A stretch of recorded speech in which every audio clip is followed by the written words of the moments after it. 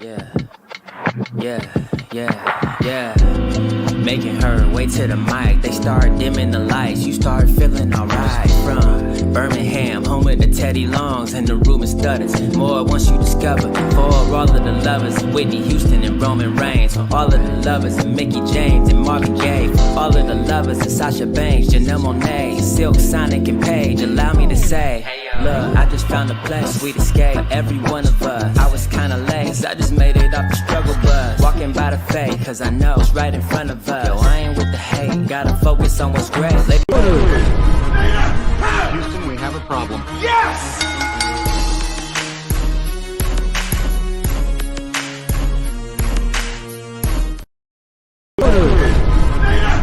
Houston, we have a problem. Yes!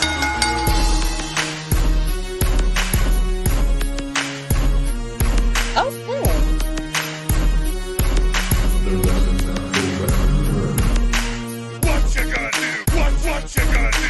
What you gonna do? What you gonna do? What you gonna do? What you gonna do? What you gonna do? What you gonna do? Oh yeah.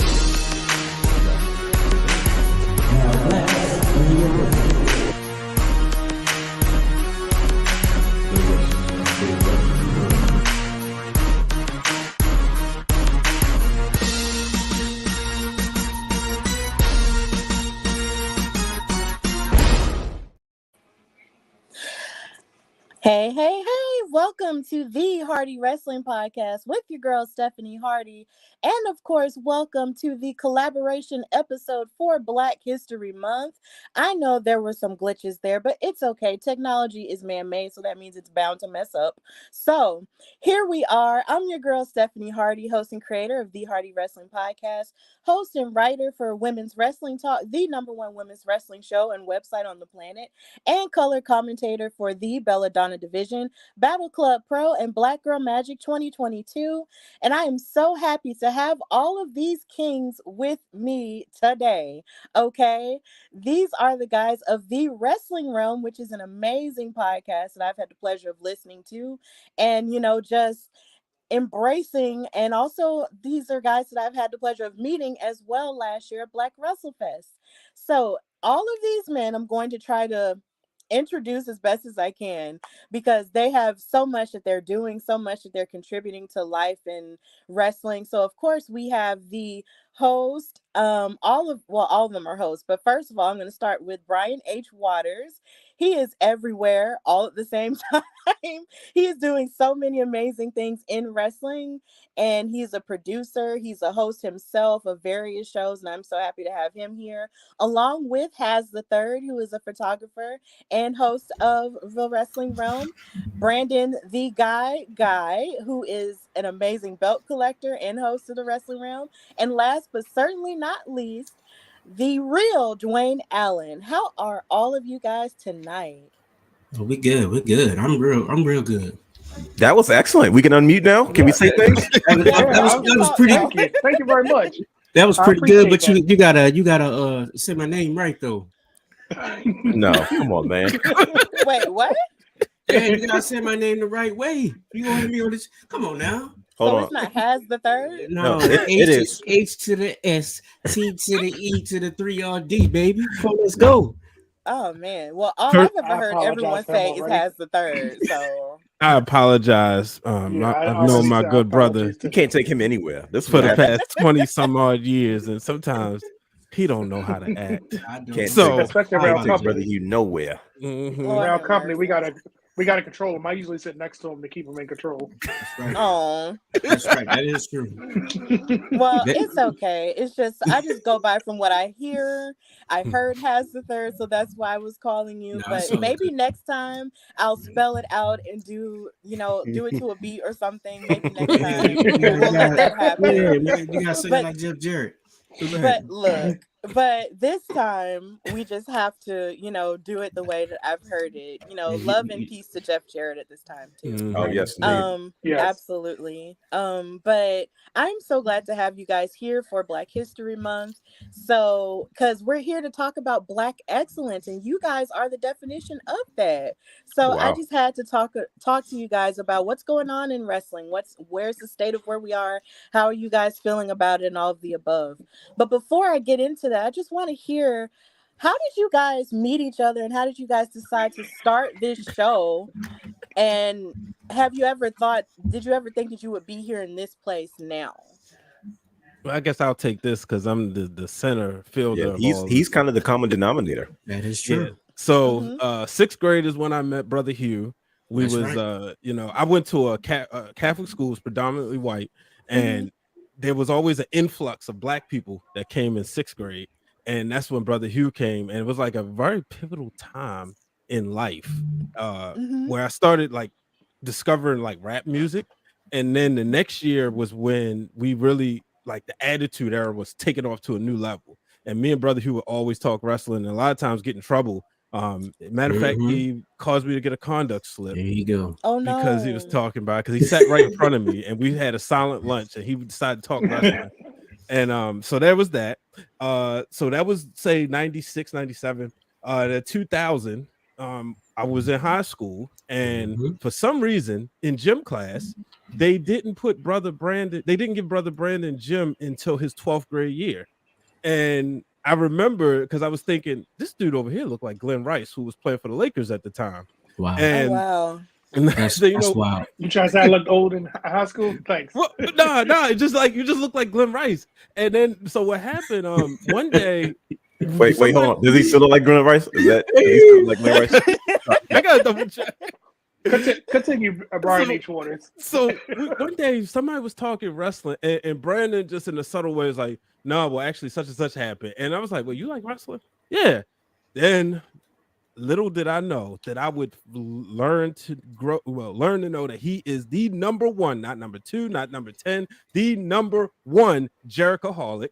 And mind you, this is in 2000, and this one I knew he was a good friend. He let me hold the tape, and most of the time, people not gonna let you hold their tape if it's their favorite wrestler. And so there was that. So I met Brother Brandon. We became good friends, and then he went to college, but we still maintained contact. And big wrestling events, we would always hang out. And then after taking a couple years break in between community college and undergrad, I started, and then the second semester, I was in this TV studio class. And while I was there, we was introducing ourselves, and my friend Danny says, he's got a wrestling show. And I was like, no, ain't the time to talk about that. And then I hear somebody says, there's nothing wrong with that. And I turn around, and there's a 6'7" guy dressed like he's on a basketball team. 6'12". Right. Oh yeah, my fault. And I said, wait a minute. It's a You different like height wrestling? every time. Yes, I do. Because it's just, so so me and Dwayne, we connect, and he'll say I gave him my only business card with the show that I don't do anymore. But every day we would talk wrestling, and it was to a point where people would like be in class, and then they would go to class, see us talking wrestling, and then they would leave and come back, and we still be talking. So we call those the unaired editions of the Wrestling Realm. Right. And we decided like to use the opportunity to create the Wrestling Realm as a way to help us apply what we was learning in the classroom. And between the lighting and the setup, I mean, if you look at season 1 on our YouTube channel, it's a completely different looking show. I wish we had a behind the scenes photo, because we was using like a big CRT television as a monitor to make sure we set the camera up right. And then one day I just brought them all together at a wrestling show, like slowly but surely. It was a little bit more. It was more. It was more than that, right? Come on now. No, I'm saying like how y'all met. It was just I don't remember exactly when. It was just like, okay, we're going to this wrestling show, and then oh yeah, this is Brandon. Okay, this is Hugh, and then we just became brothers. I think that was I think that was the biggest thing, is that when we first got started, we used to travel real deep when it goes to the wrestling shows, right? And we were hitting everything. We were hitting indies, locals, and then anything from Baltimore to Philly, yeah, or maybe Jersey. You know what I mean? We were hitting towns at that time. We were kind of all young, and still didn't have too many responsibilities and families that we, that kept us That's from $1 doing those things. ticket got us a long way. Oh yeah. So, Right. it was I guess about 2011, as Brian they said, and what we did was we wanted to take a different approach to professional wrestling, right? Podcasting was still relatively new at the time, let Yeah. alone a video type show. And we were both video production majors, and we were dabbling in audio. And like Brian Nate said, we were trying to apply what we were learning to our own craft and our own brand of what we were doing. Like, so why not? It seems so far away. You look at it now, and it's you have so many people and so many content creators doing so many great things, but it seems so obsolete because back then you had to have like equipment that didn't cost, what it costs these days. Now it's very affordable to do something like this, but Right. back in those days, it's accessible. Like I remember you had to film if you want a quality video, you had to film on these giant P2 cards. They're like $500 a piece versus SD cards. Now you can get a 2 terabyte SSD card, for $35. Right. So one thing we always decided that we weren't going to let limitations or technology stop us from kind of milking the cow until it's completely dry, right? Like, look, we may not have the best resources, but let's use every possible resource we can to get the show off the ground. And that's what we did. And I think that's what separated us from a lot of people is that it was the level of professionalism Brian Ace alluded to. He had a show previously before I met him. That's how I met him. We would talk about stuff that was on his previous show. And him and his co-host were set up in the kitchen. They were just talking wrestling. And that show at that time was getting almost 3,000, 4,000 views from these two black guys sitting in the kitchen talking wrestling. So It goes to show you that the content was always there. You know what I mean? Mm-hmm. And wrestling has always been kind of hot. So it's like, man, clearly this guy knows what he's saying. Like that people are tuning in to hear what he has to say. And it's not a joke. Because, at the time, not like wrestling was overly popular. It wasn't overly mainstream. It was during that 10-year period where, either you loved wrestling or you didn't. There was no, It wasn't a whole lot of crossover appeal to it. So when he decided to leave that show, due to a lot of unforeseen circumstances, we said, look, let's do a show, right? But let's do it like as professional as we can possibly do it. We set it up in the basement. We made sure we dressed the set. We did everything we possibly could to make sure that we used every resource we had. And just over time, Brian H would get a refund check. I would get a refund check. Brian H would upgrade. I would upgrade. And we would literally just keep bringing these resources together to just put together the best product. And I remember it was so many things that we wanted to do that we just couldn't do because of limited technology. But just, man, as things began to grow and then we rebranded, we began to look at it with a more holistic approach of like, let's build a brand. You know what I mean? Because representation matters at the end of the day. And the guys that you see sitting before you, that you have given so many wonderful compliments to, this is the group that was there day one. These are the conversations we were having initially. When we traveled those shows, those car rides is like 90% oh my gosh. that we produce now. You know what I mean? So it was so organic because there's a brotherhood. Like during those times, real life happens. You know what I mean? Right. And we were going through real life situations, but that never stopped us from doing what we needed to do. But guess what? Like I say this all the time. When I met Brother Brandon, I give him a hard time a lot because he's so shy and he's so he can't take a compliment. But I mean it to this day. I was down and out really, really bad at it. They never let that. I can't afford to go to the show. Don't worry about it. I got you. You know what I mean? Like I couldn't eat at the shows. Mom, you hungry? No, I'm good. Don't worry about it. He didn't ask me no questions, nothing. You know what I mean? And I was like, man, that meant a lot to me because sometimes wrestling was my only escape. Right. From some real life situations. And that's kind of what drove the show. And to see where it has evolved from myself and Brian H kind of having these conversations in front of camera, kind of talking about these topics that people really weren't diving into, to completely evolving into a brand, to a complete network, to a channel where now we've produced multiple different shows. We have so many things in the works. We're writing again. And it's just like it's amazing to have the opportunity to come on shows like yours and to talk to other content creators and to hear them speak about us, because at the time we were just having fun.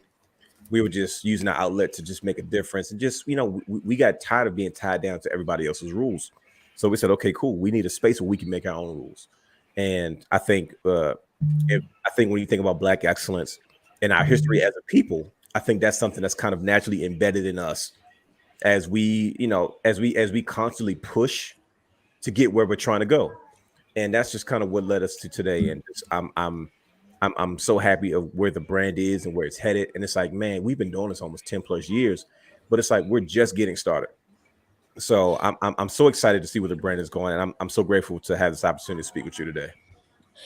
Yeah, because it's like when Brian first sent me the video, I believe in that video you guys were talking about how y'all were together for 10 years. I was like, dang, that is a long time. But at the same time, that's very commendable that you guys remained consistent with it, because there are some people, in this game who, even when I started in 2020, who really aren't in it anymore. And that's due to life stuff or due to other things.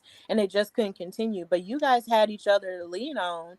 And then you also had each other's, intelligence to lean on as well, because y'all learned so much, from your classes. And also as technology evolved, you evolved the show with it. And at the basis of it and at the core of it is friendship and brotherhood. And I think that's a very beautiful thing, because when it comes to wrestling, a lot of people feel like, oh, well, it's just something, it's just happenstance. Or when you start a show, it's just like, oh, well, I just decided to do this because of blah. No, like sometimes it comes from those conversations where you say you like a thing and then somebody comes in, they're like, I like this thing too, or I like this thing too, or I like this thing too. And you realize you got some best friends in the midst of that. And then you get to know each other and realize that these are your family. And it's really clear that the Wrestling Realm isn't just a show, that it's a family. And it's beautiful that you guys have that, because I remember when I started my show, I tried to ask everybody who I knew loved wrestling to do it, and they were like, nah, I'm not comfortable. Nah, I'm not comfortable. And I was like, well, I guess I gotta go and do it myself. And That's that's and that's commendable, because for you to be able to do that by yourself, Absolutely.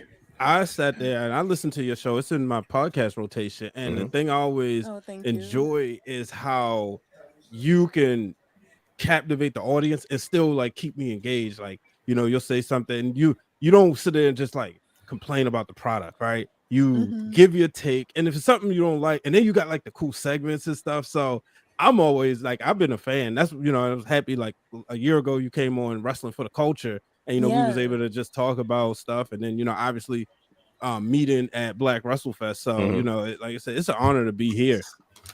Oh, thank you so much. No, absolutely, Stephanie. I just to point, to his point. I mean, when I first had an opportunity to meet you, I was so impressed with you, with what you had done and what you were doing. And I was like, man, you always have a soft spot for content creators who are doing something completely unique, because it seems like it can be oversaturated, even though to me, it's never enough of Black content creators, especially in the world of professional wrestling. But to see what you have done with women's wrestling, like completely on your own, I understand the people that you work with and things like that, but it's commendable to see, like I said, a queen such as yourself to be able to persevere through, I guess, a lot of things that naturally come against you.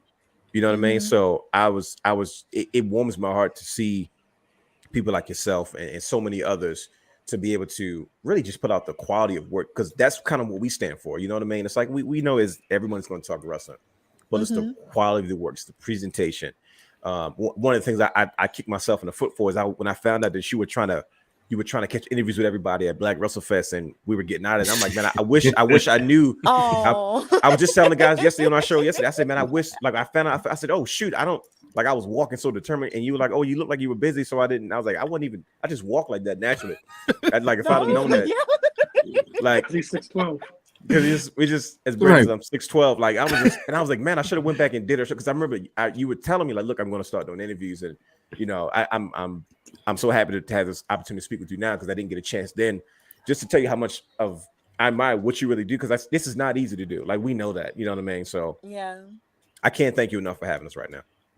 Of course, yeah, because it's just at Black Wrestle Fest, everything was moving so fast, and It was. there were people who wanted to talk to me, like wrestlers who wanted to talk to me and stuff, and I just loved being there. And then I was just taking in everything, because it was my first time in New York ever, first time up north like that. And then I'm trying to figure everything else out and all of that, and I didn't want to really like get in your way, because the both of y'all had this really impressive setup. Y'all had these microphones, y'all had these speakers, y'all had all the things, and I was just like, oh my god, like, do they even have time?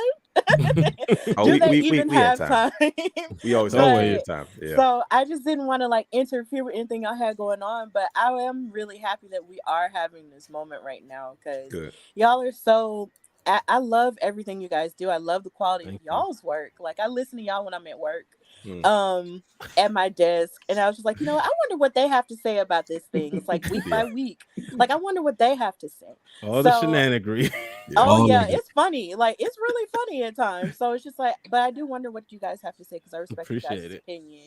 So Thank you. so I am happy that this is happening, and I'm just so happy that you guys found each other in that time, to have this show and come together in this way. And at the core of it is Black brotherhood. I love it. I love it so much. So in talking about that, I'm going to ask each of you a question. Hmm. Who was the first Black wrestler that you saw that fully resonated with you in your fandom in its early stages? Excellent question. Oh, she came with the hard hitting ones. Okay. That's a good one. I mean, You said it's one that fitting. resonated with you? Yeah, one that resonated with you. What's the first one that you remember? I could say the first one that I was a fan of was Ahmed Johnson.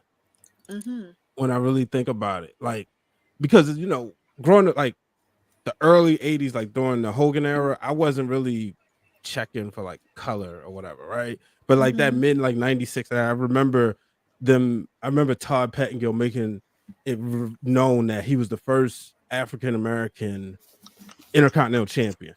And then he was Dwayne is the action figure guy of the show, but my Yeah. godmother, This is true.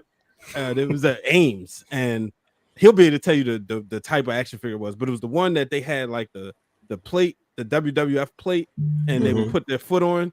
I Mhm. had the Ahmed Johnson figure, but yeah, so he would be the person that I would say was the first one. Okay. That's My pretty man, solid. my man used to come to the ring with all the baby oil on. Like, golly, boy.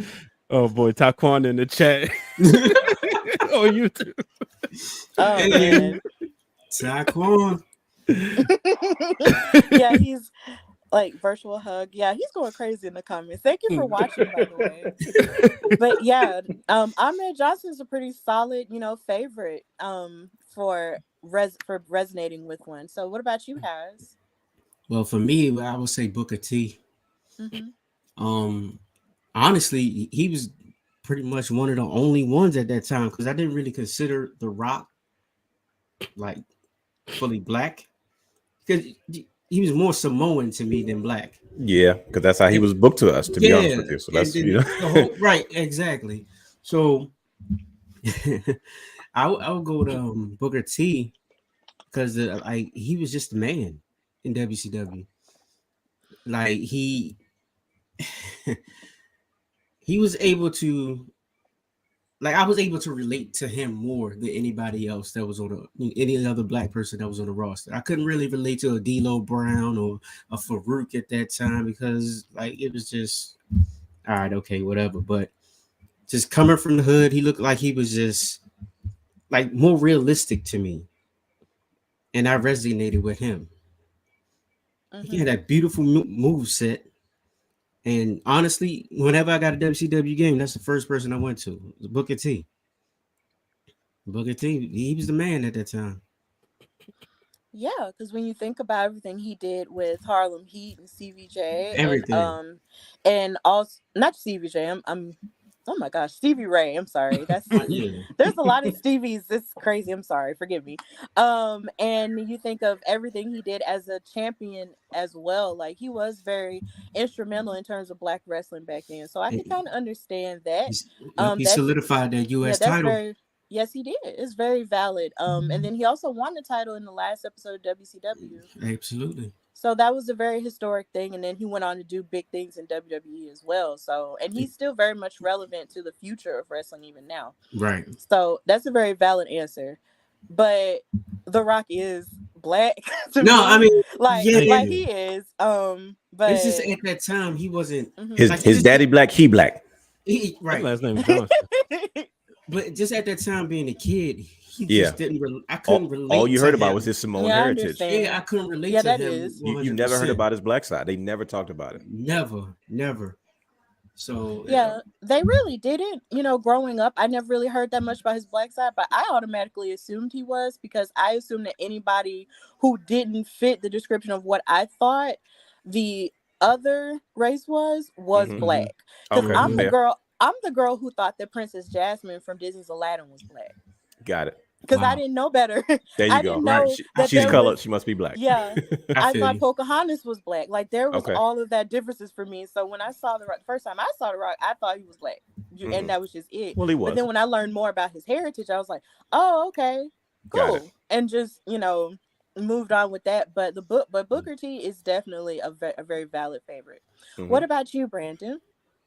So it's crazy because, of course, he took my answer. Come But I'm on, gonna give it. man. We always do that. He took all of our answers, Always to be do honest. that. But I'm gonna spin it for you because growing up, I looked at Booker T in the Harlem Heat with my grandmother watching WCW. It was somebody that looked like me, somebody that talked a little different. He stood out not only because he was a black champion, but because he was a good wrestler and he made you want to watch him.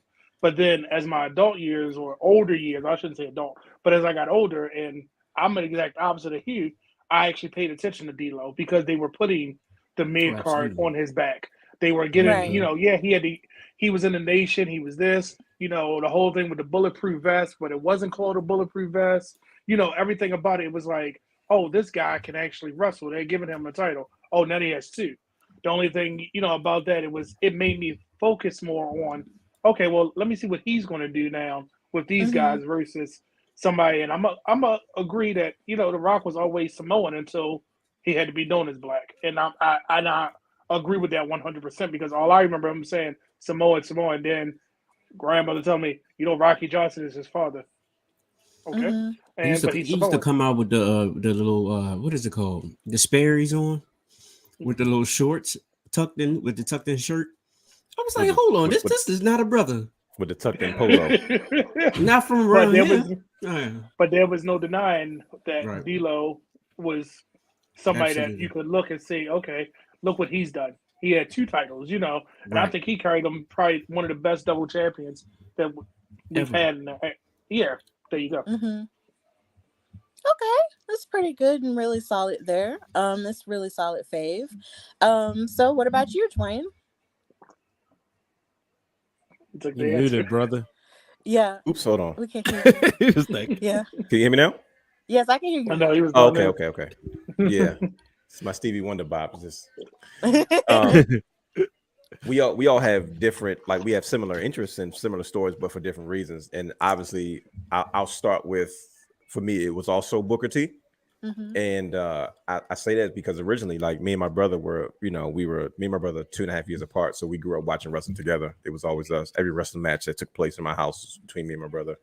And when Harlem Heat came along, it was like, oh, snap, brothers, tag team, this is us. So, naturally, you kind of gravitate towards Booker T because it wasn't even something that was intentional, something that we just naturally did. And then, like I said, when Booker T kind of went into his singles run as television champion and then worked his way up the ranks in WCW, he was always a staple in my life, in my brother's life. And to me, he's still the most decorated African-American champion in professional wrestling history. We look at his complete body of work and what he's done. There's no denying his impact on it. But one that really resonated with me outside of Booker T, that part of my childhood, I have like sections of professional wrestling in my life, was Shelton Benjamin. Shelton Benjamin was someone that when he came along, I mean, I was like, oh, we got somebody on the same level as like I saw him on the same level as the Randy Ortons, the John Cena's, the Brock Lesnar's, the Dave Bautista's, because I liked him in Team Angle, but I wasn't a huge fan of him. But it's when he started his singles run, when he started coming out, and kind of being his own man, his Intercontinental Championship run, his feuds with Carlito, his feuds with Randy Orton.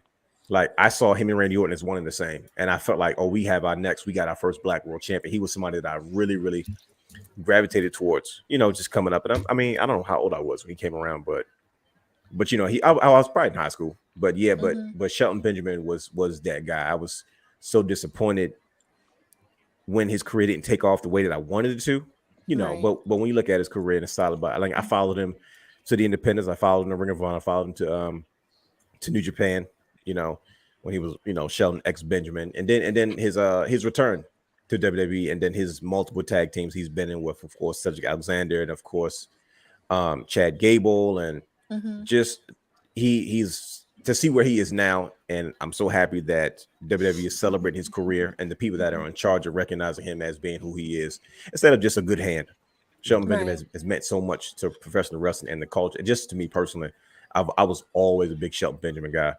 I was upset with him one time, you know, when he didn't give Money Mike an autograph at a Ring of Honor show when he was a little kid. But I got over that though. Like I buried that hatchet. It was a long time ago. But Shelton Benjamin is definitely that guy for me. So yeah, Booker T and Shelton Benjamin were the two guys that I resonated with the most.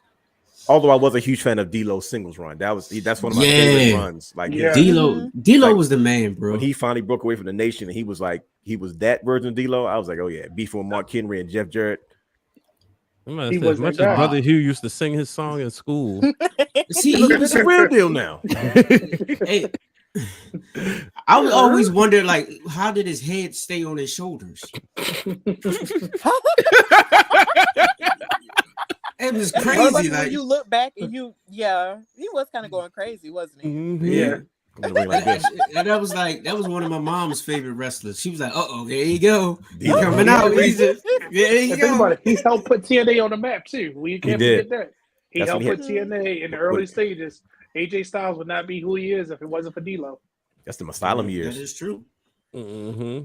Yeah, and when I think about Shelton Benjamin, I remember when he was coming through, me and my dad were very high on him because whenever we would watch pay-per-view DVDs, because we would buy all the DVDs and we couldn't watch pay-per-view live, I would go back and look at him and how he would perform in ladder matches and different cage matches, and he would do all this crazy stuff that I had never seen before, like stick his landings on ropes and stuff, and I would just wonder, like, why he has all of this amazingness within him. How come y'all are not, letting him be the guy? And it did disappoint me. So I understand that, but also in the midst of that, he did make the best of the situation by, finding where he did fit. And then even after he left, he still did that very same thing. And then he came back and he's still doing it now. But he's not just the guy that people use to just kind of like, oh, well, just put this person over. Like, no, like he is a substantial talent and he is helping others to rise in their rise in the company too. And I'm glad to see him get his respect as well. Absolutely. Like, he was fantastic. And Booker T across the board is really it's pretty solid answer, for at that time. But I do have a question for you guys in terms of Booker T. I know that now, of course, he is a commentator on NXT, and he is also, of course, the founder and the teacher of, a coach at Reality of Wrestling who's been responsible for many superstars like Roxanne Perez, who is currently the NXT Women's Champion. And then you also have Promise Braxton, who he's responsible for, who was my first female guest. Shout out to Promise. Who's just now like face off against Ivy Nile because NXT's opened their doors up to participating in indie stuff, select indie stuff. The thing about Booker T though that low-key bothers me just a tad bit, and this is no disrespect to his, collective work as a whole, none at all. Because I respect him and I've actually met him. He's a really nice guy, very encouraging. The thing that I feel weird about him though on NXT though, is just like during this past run, with the New Day being NXT champions, he would say things that would be kind of, disparaging against them. And it would weird me out because it's just like, you're the reason why these two men in their tag team iteration or their faction iteration, when all three of them were there, can succeed. Like, you open the door for these three black men to succeed the way that they do, but yet and still it feels like every time they're on television with you in this program, you find it necessary to kind of like get them or say insults about them and stuff like that, even to the point to where even at Vengeance Day he was low-key happy that Gallus won the NXT titles and the New Day don't have them anymore. So what are you guys' perspective on him sort of in a way sort of disparaging these black talent that he sort of opened the door for? And do you guys feel like there's a cognitive dissonance there? I think go ahead, Barney. Yeah. A lot of times I look at Booker T as somebody who can work, like he's like working as, in character, right? I think that if you remember when The Rock came back, he was saying the same stuff against The Rock, and it kind of made you think it was like that previous rivalry, like holding on to that rivalry he had with The Rock. And the reason, and I think he was doing that with the New Day because I obviously think he respects Kofi and Xavier and Big E, but especially Kofi because the one clip that jumps out to mind was Wale Mania before WrestleMania 35, and they out there and he's saying he'd been waiting to pass the torch, and it was to Kofi. So at first when he was doing it, I was like, all right, come on. But then I was like, you know what? He's probably just working, and maybe I'm just being worked or being a mark.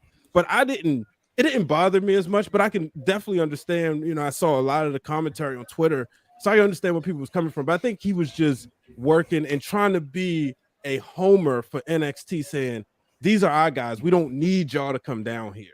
And then it was also the record, that Kofi, having as many title reigns and having more. And it's like, kind of, be a little protective. We saw Kareem Abdul-Jabbar's record just get broken by LeBron James, and there was people saying like, is he gonna be hating and stuff? So it didn't really bother me as much, but I can definitely understand why people feel the way.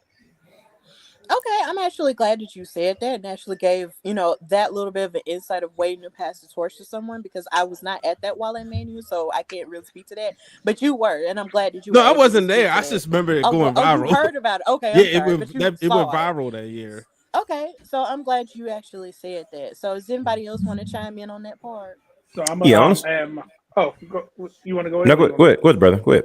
Yeah, right, Brandon. so traditionally on the Wrestling Wrealm, there's always a Jericho reference, and here's my one Jericho reference. Here it comes. So when I met the best in the world, Chris Jericho, wow, and he was signing my Intercontinental belt, I remember asking, how do you feel about being a heel or face or anything like that? He said, at the end of the day, we all have a job. He said, if Vince McMahon tells me to go clean the bathroom, that's what I got to go do. I got to go clean the bathroom. So if he tells me to go out there and make the people hate me, I got to make them hate me. If he tells me go out there and make the people love me, I got to make them love me. So ever since he said that, it's always resonated in my mind. What are they telling them to do?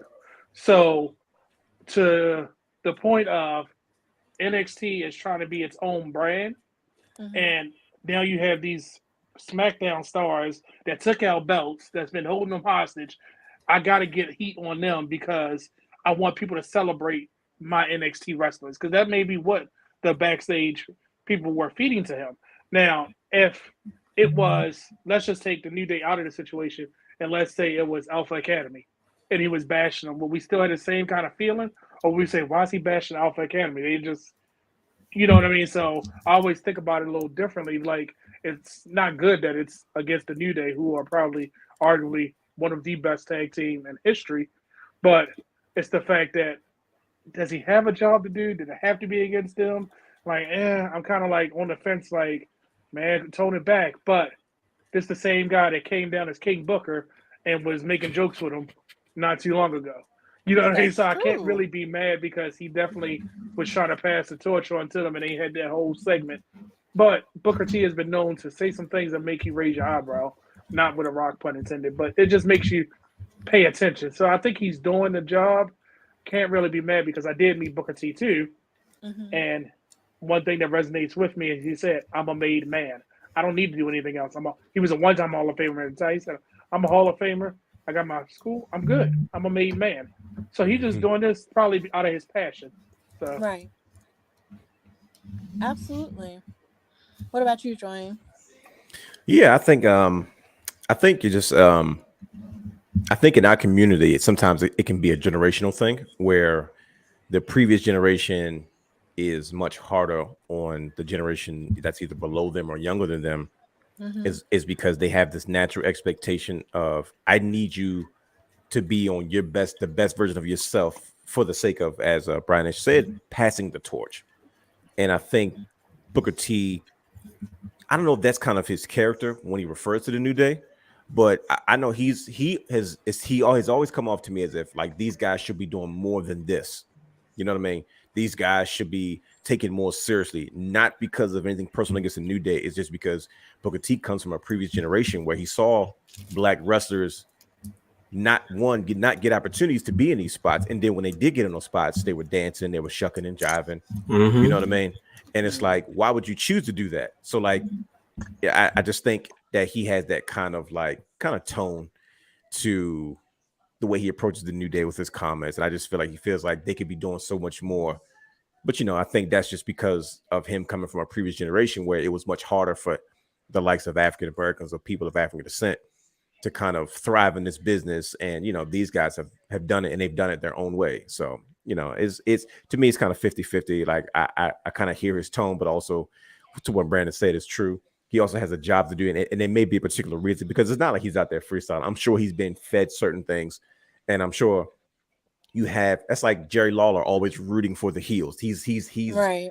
He's meant to do that. He's not just giving his opinion, but that's his job. He's got to be the one to talk about the women, and he's got to be the one to talk about the bad guys and the scheming and plotting. And it's like, with Booker T being a color guy, I think he's also trying to make sure that he doesn't seem biased. Like, I'm always going to go with the black guys because we're brothers. It's like, no, we're all professionals, and nothing we do should be based on our color. So just in case you think I'm going to be biased because these guys are, part of one of the most successful factions in African American history and professional wrestling, doesn't mean I'm going to just naturally gravitate towards them, because my character and their character don't really get along anyway. You know what I mean? So I'm not going to pretend like because I'm on commentary now, I'm supposed to be like, well, I'm all in for the New Day. You know what I mean? So that's just my 2 cents on it. Yeah, and I get that because, of course, you have Vic Joseph there, who is, who serves as the voice of reason, in terms of like grounding that level of commentary, and Booker T does bring that color and sort of like that heelish color, but then at the same time, he can also kind of be a face too, depending on the situation at hand. And when it comes to the working part of it, Brandon, you do have an amazing point in terms of what he's being fed, or kind of what he's probably being told to say. You are absolutely right about that. It's just that when I was first, hearing it, as a fan, it just sort of made me wonder, I guess, in my mind, it was just like, yo, like, you're kind of going real hard on them. You're their goddaddy. Stop it. I'm with you on that, because it caught me off guard too. Yeah, Has, you can go. Like, it caught me off guard too. The first couple times I saw it, I was like, hold on, why is he going in like that on the New Day? But then after a while, like Brother Brandon said, I was like, man, he's doing his job, so this has to be fed to him. And even if there is some type of beef, like, I don't even care, because the New Day still doing their thing. They're Hall of Famers already, so it is what it is. And I don't even really care what the beef is. At the end of the day, it's we have a Hall of Famer tag team, and then we have Booker T. They're all Hall of Famers at the end of the day. Right. They're all black people representing my culture in the Hall of Fame. So I was just like, okay, I'm just gonna let it go. Yes, and of course this isn't like a rag on Booker T type of thing, because like I said, I do respect him, and I do love him as an individual, and I respect him for everything he's done. But that's just something that I have seen people sort of trickling on social media and kind of noticing, and I've noticed it too. So I just wanted to at least address that, because of course he is still feeding into the future of wrestling, like I said. And him and Sharmell both will continue to do that, for as long as they so choose. So I do still respect them, and I do love all of you guys' opinion about that, and I respect that a lot. So Shucky ducky quack quack. Yeah, and then moving into the conversation about the New Day, it's just like there is so much that they have done. Like, they've been tag team champions multiple times. They had this gimmick that wasn't necessarily supposed to work for them, because of course they started off as preachers, and they've talked about how they were sort of frustrated with that at first, but then they put their own spin on it, and they've continued to put their own spin on things and make it their own. And now they've ridden that wave to levels of success by being tag team champions, being individual champions, and of course with Xavier being King of the Ring and such. They've done so much for the culture, and so much even for video game culture, and nerd culture, and so many different things. Do you guys feel that it's possible that they might be either losing their grip in terms of their relevance now? Are they growing stale, or do you feel like there's still more for them to do, even though Big E may not be fully present? Right. Oh, there's plenty. There's plenty more for them to do. I just think that in professional wrestling, you got to always be careful. It's because after a while you can become stale. Woods and Kofi and Xavier, and Big E, excuse me, like, they're all still relatively young in terms of professional wrestling, and there's always new challenges. There's always new challengers. There's always new opportunities to showcase themselves. So I don't mind the step back sometimes, because there is a such thing as overexposure, right? But they have been successful. When you look at their body of work as professionals, they have decided to go work with young talent, which is admirable, right? To say, okay, well, the New Day is not whole right now. Big E's still recovering, but by the time Big E comes back, they're going to have a whole crop of talent to work with on both shows, right? You can come back with the New Day. You have the Judgment Day that's newly formed. You have Imperium with Gunther, at the helm.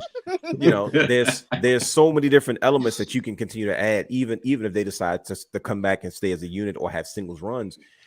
They can go in a number of different directions, and it gives people kind of a fresh take. It's because they've given us time to miss them, right? The mainstream audience has been, they haven't been exposed to them for a while because they've been in NXT and Big E's been out. So, the hardcore fans to have access to them, which is considered, as the WWE calls us, the 25%, but that's 75% for all they're concerned. They're waiting for the New Day to return. And as long as you give them a reason to want to return, so if Gunther seems so unstoppable and then all of a sudden Big E's healthy and now Big E has returned from a serious neck injury and then he challenges for the IC title and he's got Woods and he has Kofi, in full display to go after Imperium, it's like, man, you that's a whole nother program. You know what I mean? And I think that's kind of what's necessary in the cycle of professional wrestling, just so guys don't get stale. So, it's just give it some time, take some time off, rest. So when you have new talent, you have new challenges, you have new beef, you have new storylines. As long as they just, kind of know how to play it to protect their brand. To me, I don't think they're losing the grip. It's just, just sometimes you got to take a step back to take a step forward. Yeah, they're chilling right now. I mean, honestly, for me, it's more about the cross appeal. You got somebody like Big E, who's always on College Game Day. Yes. Doing whatever he does on through social media. Xavier Woods, he does the gaming and he has the nerd culture on lock. Kofi Kingston, nerd culture, and of course fashion with the tennis shoes. So they're bringing in a lot of extra assets too.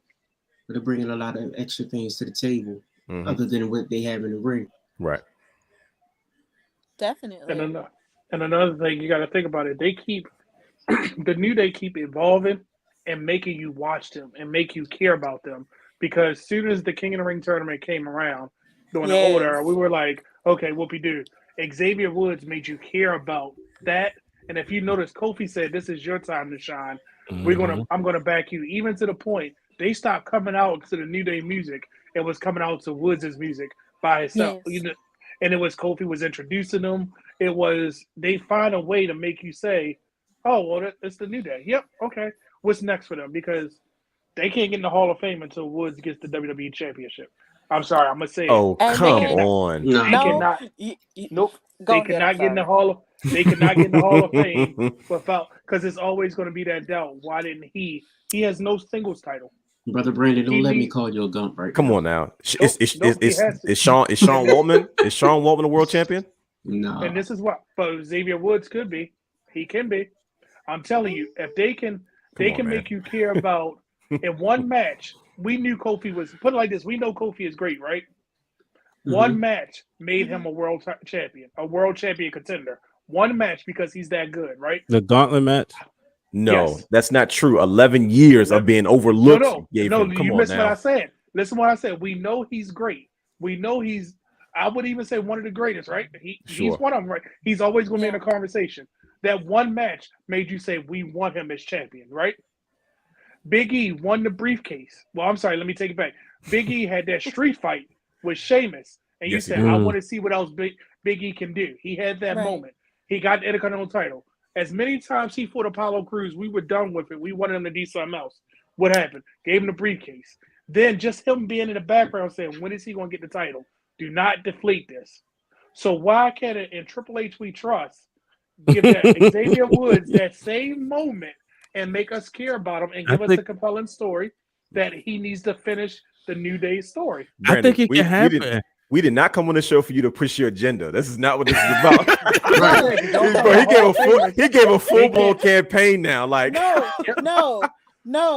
Like, I'm gonna actually, you know what? I think I'll say this now and then I'll let Brian go.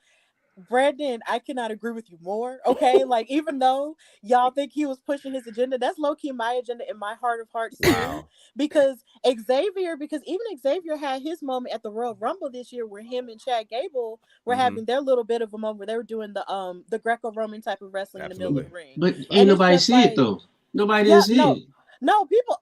Okay, well, maybe the entirety of everybody didn't see it, but I saw it. Okay, Right. so I Get understand. him. Go ahead. Get just him. go with Get it. him. Go with it. Yeah, go with it.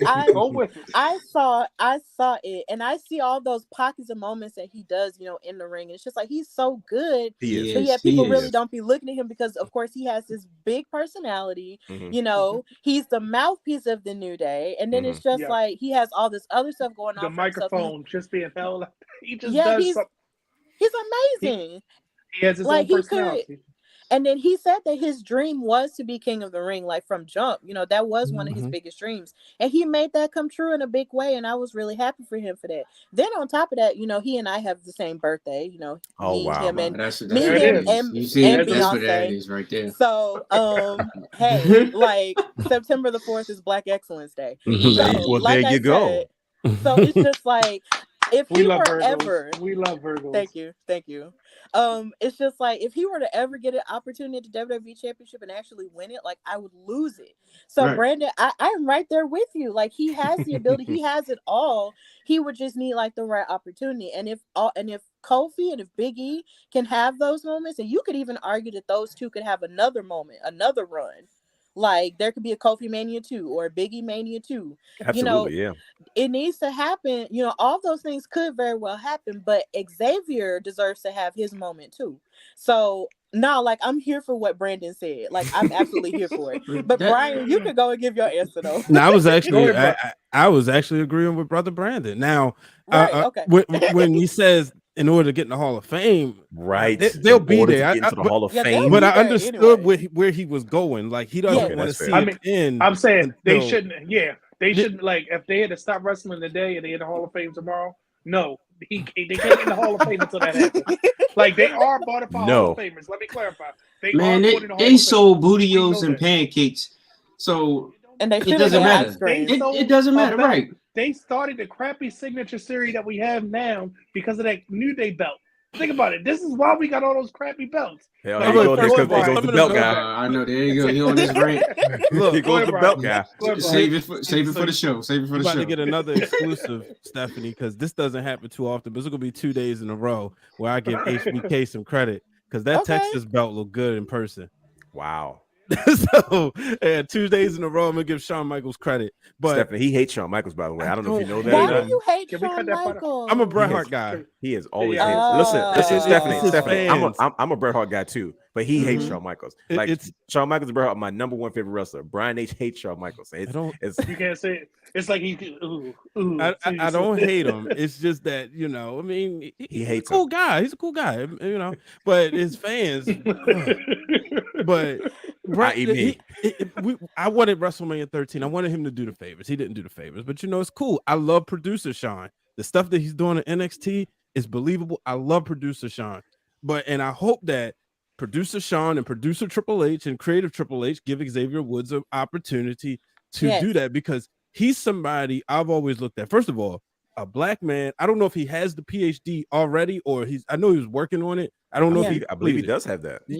That right there, different levels. The crossover appeal he has in the gaming community, the fact that he's an inspiration that says you don't have to be this type of black. You know what I mean? Right. Absolutely. And Absolutely. that's one of the things I always liked about him. I remember when Brandon was introducing me to his work at TNA. It was like I look at okay, but when he came to WWE and then I was Consequences Creed. yeah, and I'm like looking at him. But when the New Day came together, it got me excited. After they brushed the edges off, and Yeah. But he left the Funkadactyls. yeah, Right. and I think I'm not gonna lie, I silently lived for that, but go ahead, Brian. the Funkadactyls. Yeah, him with the Funkadactyls. I lived for that. Somebody Yeah. call my mama. I Somebody was like, they call really my just mama. inserted. I said, you took Brutus away and inserted Xavier. Okay, It was fun though for a little It was bit, cool. It was like, oh, and I do think he can be, because if you think about the storytelling he did with Roman Reigns, And then when they crushed the crown, like Roman's reign has been so long, we've forgotten about some of these little stuff.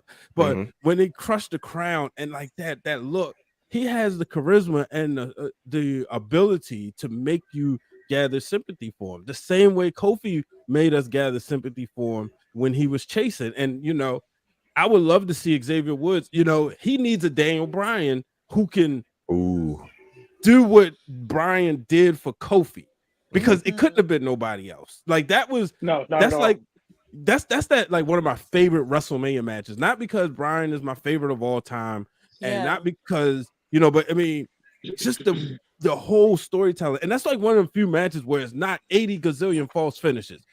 One Trouble in Paradise. That's all you saw.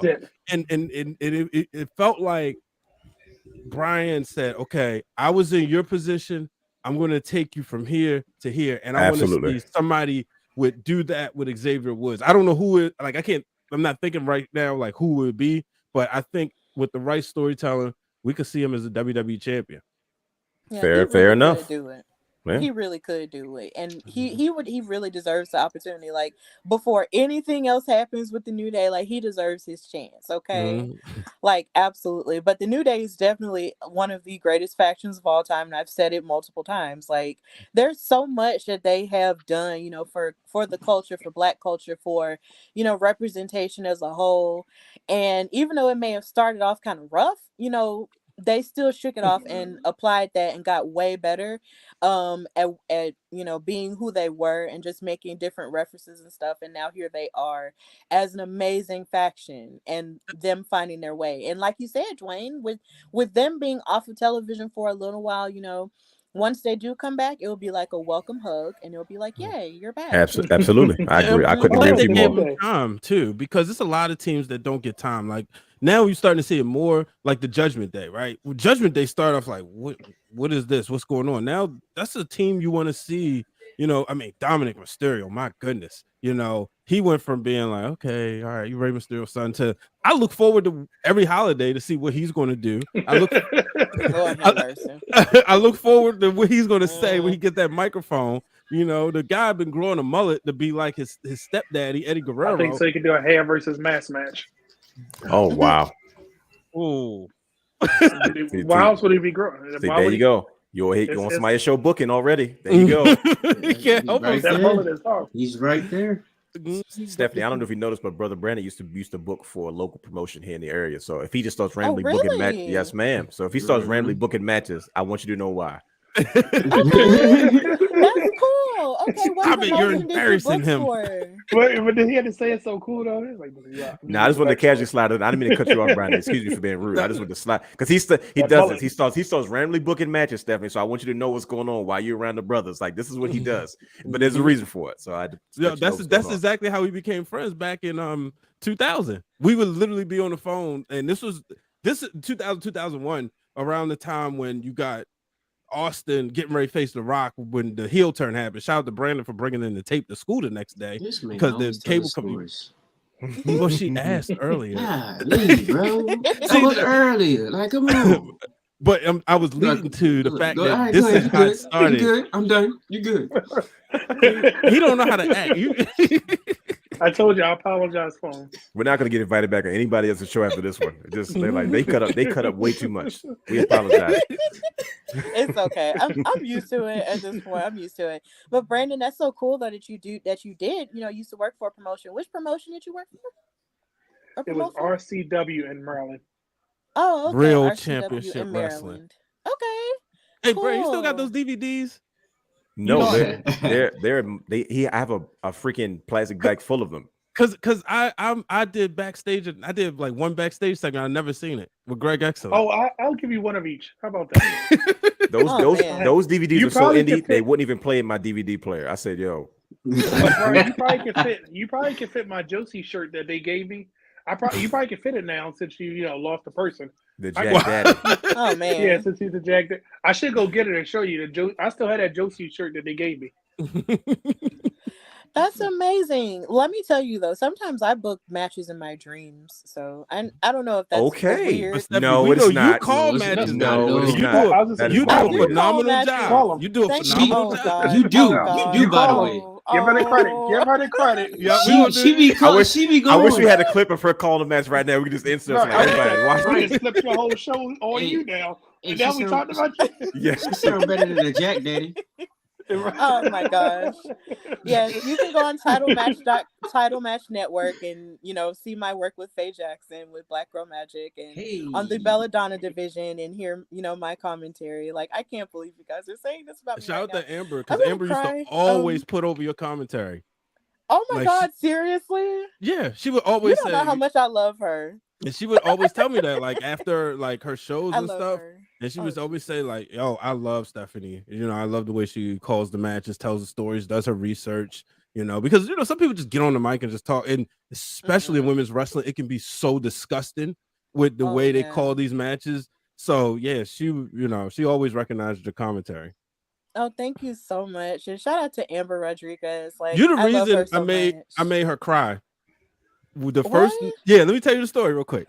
The first time when her first match aired on Wow, I was in Brooklyn for Battle Club Pro, and you posted the Twitter clip, and I sent it to her. I said, "Look what Stephanie just posted," and I FaceTimed her, and I said, "You made it, sis." And next thing I know, she's like, the tears started going. I said, I got you." But yeah, it was because of your tweet. That's when I knew the show had aired. Yeah, because we had started covering it on Women's Wrestling Talk, and it's just like, and I knew I wanted to watch WoW anyway. And then when I found out she was going to be on it as Sahara Spars, and now she's transitioning into the Amber Rodriguez component, I was just like, yes. And we love saying glowing things about her, and meeting her, she was just so sweet at Belladonna, and just watching her in-ring work, she was so good, and her character was just so unique. It is so unique. Like, she's amazing. I love her so much. So I'm so happy you guys actually think that I'm a good commentator, because I only just started like last year. Like, it's crazy. Not last year, but 2021. You're and natural. then it's 2026. No. Much. You did not just get started in 2021. No, you didn't. I did. Stephanie, cut it out. I know it's your show and all, but come on now. No, you just getting started? Are you serious? Dwayne, Yes. Dwayne, I have to tell you the story. Okay, see, y'all are making me tell stories now. Yes, Okay, let's so- go. Yeah, come Okay, on. But so- it's just, we it's flipped your this show, on you. though. Right, It's we your flipped show, it on though. you. Yeah, you're right. And my story for my commentary thing is the fact that, shout out to Casey Dillon. She and Veronica started the Belladonna division in Gaston, Alabama. That's like 3 hours away from Birmingham. Okay. And I had started my podcast, and this show was just audio, at the time, because I didn't know all the other intricacies of video and stuff like that. I learned that later. But I was just doing my podcast, and then one of my friends in Arizona, Miranda Morales, put me on to Casey looking for commentary. And I was like, okay, well, this is in my home state. Let me, reach out to her, because I figure, why not try? Because I wrote it down in a notebook. I was like, you know what? If I'm doing podcasting, maybe one day I could transition into this, but I'm not sure. I've never done it before. So I sent a clip to Casey, because that's what she asked for. And she listened to just the trailer, and the trailer was just 45 seconds. And she wanted me immediately. And I was just like, excuse me? What? Are you So sure? somebody knew what they were doing. Yeah, that's unreal, man. It is unreal. And I was just like, because it's like, none of this whole podcast started because I just wanted to talk about wrestling in a positive way. Of course. And I never thought that it would, take me this far at all. Like, this is not what I wanted to do. Like, I knew I loved wrestling, but working in it was something I never really thought that much about. So the idea of me doing this is crazy, and me commentating is just crazy too. Even though I just do color, I still try my best to get everybody's information and be respectful of the talent, and work with them as best as possible to tell their story in the ring. And that's just what I try to do, because I'm so new at it. I don't want to just get up there and just sound like dumb. Of course. So I just try to get all my information. So I didn't. This is so great to hear that people You actually, are like a my thing. natural. I would have man. never guessed you just. I'm thinking you've been like kind of in some way been doing this for a little, maybe not directly, but like indirectly or off and on. But to hear you say you just got started in 2021, that's unbelievable. If you did not tell me, there's no way for me to have ever known that. That's how good you are. Like that's an amazing talent. So congrats to you. so That's a big deal. Like I'm not letting that one go. That's a huge deal. That's not easy. That's not easy to do. Like I'm Brian. They did commentary one time. Like I remember he was talking about just the intricacies of it. Like he was just trying to like hit his cues, and because he knows the product and he was familiar with the ladies the match he was calling. He was there to keep up. But I was like, man, I can't imagine jump into that something like that fresh. You know what I mean? Like I know you have the gift of gab, but there's a lot of different things that you got to kind of fire on. You got to hit your marks. So just to hear that you just got started in that, man, that's crazy. I'm like my mind is blown hearing that though. So wow. Thank you so much. Absolutely. This week alone, I'm just gonna cry. Let it out. Just go on, let it out. I'm go on, let it out. But yeah, to shift the focus a little bit back to the conversation, when it comes to before the New Day, how did you guys feel about Black wrestling in terms of where we were before the New Day got started? Like, how did you guys feel about that? Oh man. Did you notice the silence? It was like this awkward hush. It was like, oh, because so I'll start off because it's funny and they probably will build off what I'm saying. I felt like the Black wrestlers were the token Black guys. There we go. We couldn't be good wrestlers. It had to be a gimmick attached. It had to be a stereotypical type thing. And the reason I'm saying that, I just go back to when you think about Crime Time. Why was their name Crime Time? Yo. You get what I'm saying? And they got over the gimmick. When you look at Xavier Woods in TNA, he had to play a character from a black character from a movie, and then his tag team partner had to play. Go ahead with it, Dwayne. Who did he have to play? The Black Machismo. He had to play a different character. They couldn't just be good wrestlers. Even Kofi had to be a person from Jamaica. And I was like, but he's good. Shelton Benjamin had to be the gold standard. It was always a golden North and media man. Yeah, it was like, why can't you just be a good wrestler? Why couldn't it be like, for instance, William Regal? He was from British. That's a stereotypical thing, but he still was a good wrestler. You know what I mean? It couldn't just be, I'm a good wrestler. Nope, let me push it on there. And Kofi talked about how much he hated that accent, and he just wanted to be him. Right. You know, and it was crazy because then when the New Day came along, it was like, oh, these guys are the top of their game. But look how long it took for them to do something to make it their own. And it was everybody else was, and we go back to the Nation of Domination. Why did it have to be that much Black? Why couldn't it just be, because the bloodline is just the bloodline. They don't brag about being Samoan bloodline. They're just the bloodline. It's their culture. Yeah, absolutely. It's you know, but African Americans and the Black wrestler, it was always look at Jazz. So Jazz had to be this mean, angry woman because Ivory was a mean, angry woman that had, you know, certain attributes to show off. But that was it. It was like you didn't have a good wrestler. It was what's your gimmick? Like everything was okay. Flash Funk. Yes. The Nation of Domination, the angry Black guys. Go ahead, brother. I'm sorry. Yep. No, you good. You good. That takes That's you all I back want to to say. that takes us back to the Booker T conversation we had earlier. He wasn't really a stereotype. Exactly. He was one of the few guys. That was just himself. But remember, as he got higher and higher up the card, he became WCW's Rock. Yep. They had to make sure he was the flashy shirt, the flashy, the sunglasses and the linen pants. It was always like, why can't he just be the Booker T that we know? Yes, the Harlem Heat, he had to separate himself and make himself his own star. But then you have Farouk, who was the big, strong Black guy. Oh, look, all of us are big, strong. And look at me. Remember, he was a gladiator at first. Came in as Farouk Assad, the gladiator. Right. It's funny to hear him tell that story, though, because he said when he first heard it and they pitched it to him, and he was sitting there with his wife and I guess maybe Vince or somebody from Creative at dinner, and they said, "You gonna come out with Sunny?" And he was like thinking, "Okay, she's the hottest person at the time, and she's gonna be doing this, and she's gonna like undress." And he's like, "Oh man, that's gonna be great." And then he said he saw the whole get up and the gimmick and was like, "What the heck is this?" But you know, and then he became, you know, the shit. Damn.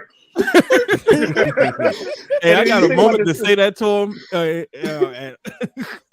at the Legend show in Philly, and that was like, you talking about a moment, because he like reacted to it, and I said, "Can I just say this once?" I was like, "Damn!" And he was like, he loves when people say that, especially, you know, Black people. And you would think, and then you would think that Ron Simmons at that time would have gotten better, considering all the history he made even before exactly. that. Like he was a part of like the first Black tag team to win tag team titles, and he was the first world champion in terms of, you know, Black men. And so you would think that he was. Yeah. Oh, shout out to y'all. That's so wonderful. Yeah, I've never been to Baltimore. Maybe one day. Gotta come up. It's But nice. yeah, it's just like, that happened, and you would think that they would give him more respect in that regard. But no, like, he wasn't freed from that sort of treatment, and it's really unfortunate. He was Yeah. allowed to be, like, we talk about just being allowed to be like a good athlete. And Mhm. it seemed like in WCW, I was too young to know the leading up to it, but it seemed like when you look at the clips, you look at like some of those matches, he was just allowed to just be Ron Simmons, the All-American from Florida, who was a good athlete. But you gotta remember the crazy part about that. To dig in some history, this is what the Realm does. Guess who was booking the territory at the time? It was freaking Cowboy Bill Watts, man. Yeah. Like Yeah, you look at, I'm gonna tell you right now, you look at Cowboy Bill Watts, he looks like a racist. Now I ain't gonna lie to you. Like, no, God, no disrespect or nothing. But he was one of the biggest advocates for African American superstars in professional wrestling history. I was gonna say that, he said he told him when he pulled him in the office that day, he said, Ron, today we're gonna change history. You're going over, you're winning the belt. And he was like, what? Like, and it was just kind of one of those decisions that was just like done on the fly, you know. And then unfortunately for him, he kept getting hurt. So, they put it on Flair. And then Vader, which I heard, shout out to our good friend Glenn, who was real close with Vader.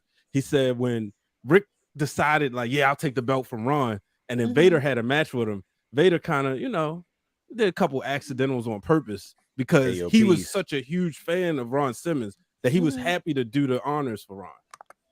Yeah. Yeah. Yeah. Like yeah, go ahead, Dwayne. I'm sorry. No, I was about to say it's I don't want to say it's been difficult. It's because we've kind of accepted what they have given us, right? Where I think we're in such a different day and age. And I'm talking about as of like maybe 5-6 years ago. You know what I mean? Where I'm always hard on black wrestlers is because I was kind of raised.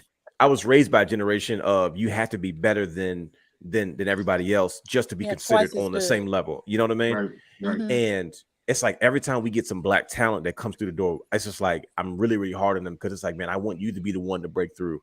And it's so sad that it's to the point, like, thank God we have Kofi Kingston, thank God we have Big E that are actually WWE champs. But it's almost like the running joke of the 90s. We'll never have a black president. The closest we'll get is Bill Clinton. You know what I mean? And then we actually had Barack Obama as a practice. You know what I mean? That was kind of the stigma. Like that was always y'all had Bill, y'all good. Yeah, and we felt the same way about black wrestlers at the end of the day. Like we felt you might get a world heavyweight championship run, but you're not gonna be a WWE champion. Even what gonna get was The Rock. Yeah, and The Rock, and then Mark Henry, he got the world title. That was it. That's all. Of course, same thing with Booker T. And then be happy with that. we had high hopes for guys like Bobby Lashley when they first came in. We used to jokingly call him Black Goldberg when I was younger. And then you had guys like we he was because he was big, he was bold, he was black, he was he did a lot of similar. Their office is very similar, and even in the early TNA days, R-Truth did the gimmick when he was the NWA champion, World Heavyweight champion. He was like, "Yeah, I'm not coming out rap." Like even though he was rapping, he's like, "What y'all so upset because a black man has this title?" It's just too bad nobody cared about TNA at that time. It was early 2002. You know what I mean? So yeah, he was one of the few ones that said, like, I'm not coming out here to be a stereotype, even though he was rapping. But that's who he authentically was. That's not something he was, him dancing and rapping was legit. It wasn't something that was given to him. So it's like we kind of accept it, even with the women. The women, they had no problem. The women were flourishing, if you ask me, right? Because we had women like Jacqueline that was women's champions. We had women like Jazz that was women's champions. We had like Alicia Fox that was Divas champions, which is the highest title. Layla, I have no disrespect towards the Divas championship because if that's the highest championship that the company had at the time, then so be it. You know what I mean? Mm-hmm. So it's like they had no problem booking the black women. You know what I mean? But it just seems like for the longest time we could not get one black man to be like, okay, he's gonna be the one to break through. And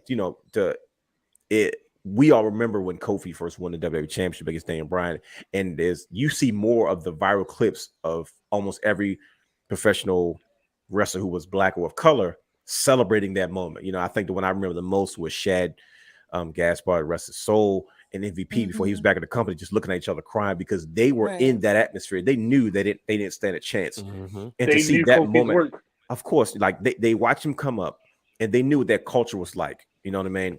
And to not be a part of the company and then watch that from a distance, they're like, this is not real. This is really happening right now. And go ahead. I was just going to add to that. Like, it's moments when